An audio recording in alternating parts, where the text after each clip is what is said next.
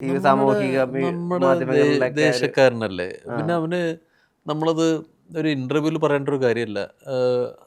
എല്ലാ മനുഷ്യർക്കും അവരുടെ പേഴ്സണൽ ട്രോമാസ് ഉണ്ടെന്ന്. ഉം, ഉം, ഉം, അവൻ ഉം. പോയിട്ടുള്ള വളരെ ജീവിത വഴികള് ജീവിത വഴികൾ ഇപ്പം അവൻ്റെ എന്താ പറയുക, വളരെ പേഴ്സണൽ ആയിട്ടുള്ള വളരെ പേഴ്സണൽ കാര്യങ്ങള്. ആയിട്ടുള്ള മറ്റേ കുടുംബ ബന്ധങ്ങൾ എന്ന് വെച്ചാൽ അവൻ്റെ അപ്പച്ചൻ അമ്മച്ചിയായിട്ടുള്ള ഇതല്ല, അല്ലാതെ പല പ്രശ്നങ്ങളും പുള്ളിക്കുണ്ട്. അറിയാം അറിയാം അറിയാം.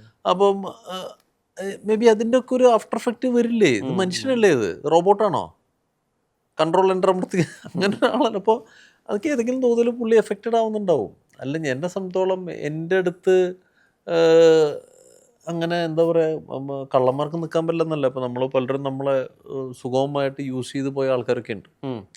വളരെ തന്ത്രപരമായിട്ട് നമ്മുടെ ഒപ്പം നിന്നിട്ട് 3-4 വർഷം നിന്ന് കാര്യങ്ങളൊക്കെ കഴിഞ്ഞിട്ട് അപ്പോൾ ശരി ചേട്ടാ പാലം കടന്നു താങ്ക് യു എന്ന് പറഞ്ഞ് പോയ ആൾക്കാരൊക്കെ ഉണ്ട്. പക്ഷേ അങ്ങനെയൊന്നും അല്ലാത്തൊരാളായിട്ടാണ് ഷൈൻ ടോം ഇപ്പോൾ എൻ്റെ അടുത്തും. എനിക്ക് ഷൈൻ ടോം ഞങ്ങൾ അങ്ങനെയാണ്. ഇപ്പം എനിക്ക് വളരെ ബുദ്ധിമുട്ടുള്ള സമയത്ത് പലപ്പോഴും ഷൈൻ എനിക്ക് വേണ്ടി സംസാരിച്ചിട്ടുണ്ട്. ഷൈനിന് ബുദ്ധിമുട്ടുള്ള സമയത്ത് ഞാൻ ചെന്നിട്ടുണ്ട്. ഇപ്പോൾ ഷൈൻ്റെ അപ്പച്ചന് ഇപ്പോൾ അടുത്ത് തന്നെ ഇവിടെ വന്നപ്പോൾ എറണാകുളത്ത് സുഖമില്ലാണ്ട് അപ്പോൾ എവിടെയാ ചോദിച്ചിട്ട് ഇപ്പോൾ ഞാൻ വിചാരിച്ചത് ഇവന് ഇവിടെ ഇല്ലെന്ന് വിചാരിച്ചു. ഇപ്പം തെലുങ്കിലും കുറേ പടങ്ങൾ പുള്ളി ചെയ്യുന്നുണ്ട്. അവിടെ ഒന്ന് മാരിട്ട് വരെ വരാൻ പറ്റും. ഞാൻ ചെന്നു, എൻ്റെ കാര്യങ്ങൾ ചെയ്തു. അപ്പം നമ്മൾ അങ്ങനെയും വേണമല്ലോ വിഷ്ണു, അതും വേണമല്ലോ.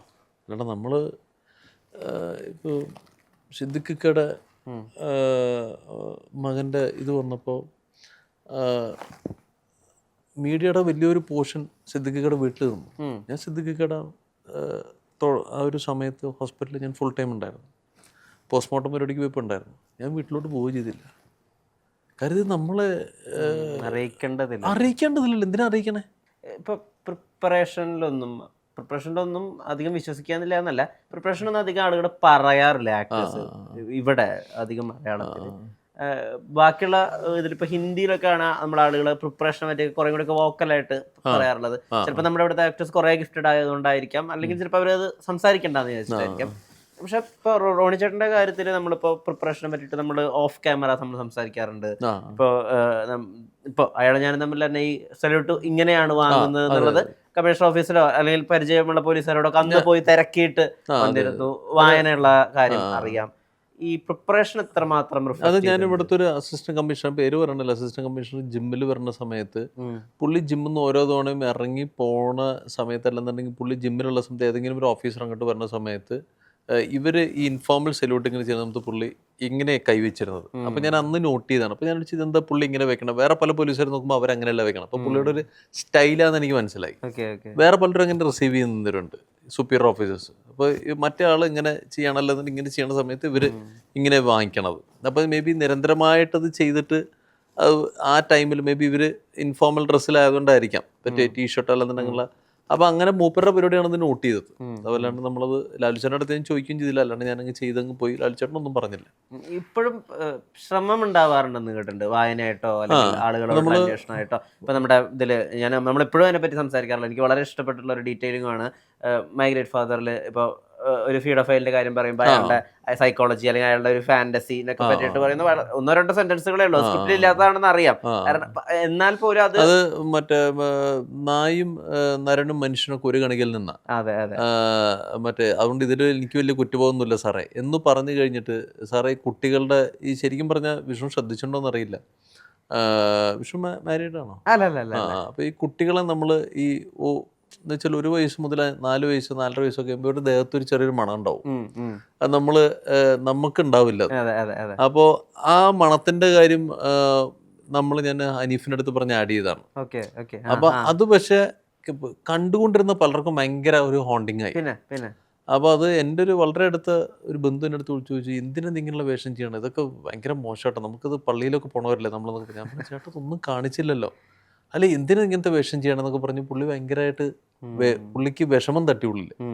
അപ്പൊ ഞാൻ ആനന്ദം കഴിഞ്ഞിട്ട് ഭയങ്കര നന്മ നിറഞ്ഞൊരു അധ്യാപകൻ എന്നുള്ള സാധനം ഒന്ന് ബ്രേക്ക് ചെയ്യാൻ വേണ്ടിട്ട് പെട്ടെന്ന് മാറ്റി അപ്പോൾ അങ്ങനെ മാറ്റി ചവിട്ടിയതാണ്. അപ്പോൾ ഇപ്പോഴും എത്രമാത്രം അങ്ങനെ പ്രിപ്പയർ ചെയ്യാറുണ്ട്? ഇപ്പൊ പഴഞ്ചൻ പ്രണയില്ലേ, പഴഞ്ചൻ പ്രണയം വിഷ്ണു കണ്ടോ? അതായത് നമ്മുടെ സംസാരത്തിനുള്ള പ്രധാന ഏരിയ. അപ്പൊ പഴഞ്ചൻ പ്രണയത്തില് എനിക്ക് എൻ്റെ ദേശത്തില് എൻ്റെ വളരെ അടുത്തൊരു ബന്ധു, നമുക്ക് ഏറ്റവും കൂടുതൽ ഉപദ്രവിച്ചുള്ള ഒരു ബന്ധുവാണ്. അപ്പം മൂപ്പരുടെ ഒരു പരിപാടിയാണ്, നമ്മൾ എന്തെങ്കിലും ചോദിച്ചു കഴിഞ്ഞാലും മൂപ്പർ ഇങ്ങനെ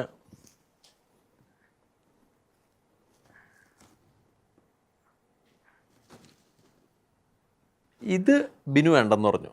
ഓക്കെ. നമ്മുടെ ക്രിയേറ്റീവ് ഡയറക്ടർ ബിനു സദാനന്ദൻ ഇത് വേണ്ടെന്ന് പറഞ്ഞു. ഓക്കെ. അത് ബേസിക്കലി പുള്ളി ഒരു കള്ളത്തരമുള്ള ഒരു മനുഷ്യനാണ്. ആ ഫോക്കസ് നമുക്ക് തരില്ല, ഐ കോണ്ടാക്ട് തരില്ല. അതൊരു ബേസിക് സൈക്കോളജി ആണല്ലോ. അതെ അതെ അതെ. ഇപ്പൊ സ്റ്റീഫൻ നെടുമ്പള്ളിയുടെ സൈക്കോളജി ഇപ്പൊ രാജു പറഞ്ഞല്ലോ. എന്താണ് സ്റ്റീഫൻ നെടുമ്പള്ളി? കണ്ണിമ വെട്ടാത്തൊരു സാധനം. ഞാൻ ഈ സാധനം ഗോഡ് ഫാദറിൽ അൽപ്പാച്ചിനും ശ്രദ്ധിച്ചിട്ടുള്ളതാണ്. അൽപ്പാച്ചിനോട് പല സീൻസിലും ഇയാളിങ്ങനെ കണ്ണിമ വെട്ടാതെ ഇയാളിങ്ങനെ പറയുന്ന സാധനം നമ്മൾ ശ്രദ്ധിച്ചിട്ടുള്ളതാണ്. പക്ഷെ അതേ പരിപാടി തന്നെ രാജു പറഞ്ഞല്ലോ, ആവുന്നതും ലാലേട്ട കണ്ണടയ്ക്കാതിരിക്കാൻ ശ്രദ്ധിക്കണം എന്ന് പറഞ്ഞു വെച്ചാൽ ഇയാളുടെ ഉള്ളിൽ ഭീകരമായുള്ള ഒരു റെവല്യൂഷൻ നടക്കുന്നുണ്ട്. അല്ലെങ്കിൽ അങ്ങനെ ഒരു ഇടത്തു കൂടെ വന്ന ഒരാളാണ്. ഇപ്പൊ നമ്മള് ജോൺ എന്ന് പറഞ്ഞ പുള്ളി അടിക്കുന്നുണ്ടല്ലോ, അടിച്ചിട്ട് പുള്ളി തിരിഞ്ഞിട്ടൊരു നോട്ടമുണ്ട്. നമ്മൾ ആ നോട്ടത്തിലെല്ലാം ഉണ്ട്. ഇയാളുടെ ഒരു കോൺട്രിബ്യൂഷനും കട്ട് ചെയ്തിട്ടുണ്ട്. ആ കോൺട്രിബ്യൂഷൻ എന്ന് വെച്ചാൽ നമ്മൾ രാജവൻ പലനൊക്കെ നമ്മൾ അടിച്ചിട്ട് നമ്മൾ പറയില്ല, ഇത് പത്തി ഉടർത്തി നിൽക്കുന്ന ഒരു സാധനമല്ലേ, ആ ഒരു ഇമ്പാക്റ്റ് അതിന്. ഇയാളുടെ കണ്ണിലും ചെറിയൊരു നനവുണ്ട്. അതുപോലെ തന്നെ ഇയാൾ തിരിച്ച് നീ എന്നെ തല്ലാൻ മാത്രം ആയോടാന്നുള്ളൊരു സാധനം ഉണ്ടല്ലോ, എന്താണ് ഇയാൾ ചെയ്യാൻ പോണെന്നുള്ള ഒരു സാധനത്തിൽ നമുക്ക് അപ്പം തന്നെ ആ ടെറർ മനസ്സിലാവും. അപ്പോൾ അങ്ങനത്തെ അപ്പോൾ അതേപോലെ തന്നെ കമ്മിങ് ബാക്ക് ടു പഴഞ്ഞം പ്രണയം. അപ്പോൾ ഈ ഒരു സാധനം ബിനുവിൻ്റെ അടുത്ത് പറഞ്ഞു, റോണിയോ ഈ പിടിക്കൽ ഇത് വേണ്ട, മറ്റേ ഇത് നമുക്ക് ഇയാൾ ഇമോഷണലി അപ്സെറ്റ് ആവുന്ന സമയത്തും അപ്പാവുന്ന സമയത്ത് നമുക്ക് പിടിക്കാം. പക്ഷെ അത് പിന്നെ എനിക്ക് വലിയൊരു ബാധ്യതയായിട്ട് മാറിയ പടത്തിന്. കാരണം പല സാധനങ്ങളും അനാവശ്യമായിട്ട് റീടേക്ക് പോകേണ്ടി വന്നിട്ടുണ്ട് എനിക്ക്, ഈ കണ്ണടവിന് വേണ്ടി മാത്രം. റൊമാൻസിന്റെ ട്രെയിലർ കണ്ടോ? റൊമാൻസ് ട്രെയിലർ കണ്ടു. അങ്ങനെ സ്വന്തം എഴുതിയ ഒരു പടത്തിന്റെ ഒരു ഈസ്റ്റർ എഗ് വേറൊരു പടത്തിൽ വരാന്നൊക്കെ ഒരു സുഖല്ലേ? അടിപൊളിയല്ലേ, അടിപൊളിയല്ലേ. എസ്പെഷ്യലി സംഗീതം കൂടെ അല്ലേ അത്. നമുക്ക് പോണ പോലെ പോയിക്കോട്ടെ ചോദിക്കുന്നത്. സന്തോഷം. തീർച്ചയായിട്ടും സക്സസ്ഫുൾ ആയിട്ടുള്ള ഒരു മമ്മൂക്ക സിനിമ എഴുതിയിട്ടുള്ള ഒരു തിരക്കഥാകൃത്തിനോട് നാച്ചുറലി വരുന്നൊരു ചോദ്യം ഉണ്ട്, മനസ്സിലായോ? എന്തായിരുന്നു പറഞ്ഞു? നാച്ചുറലി വരുന്നൊരു ചോദ്യം ഉണ്ടല്ലോ, എപ്പോഴാണ് ഈ മോഹൻലാലിനെ നായകനാക്കി ഒരു സിനിമ എഴുതുക, അദ്ദേഹത്തെ ഉൾക്കൊള്ളിച്ചൊരു സിനിമ മനസ്സിലുണ്ടോ എന്നൊക്കെ.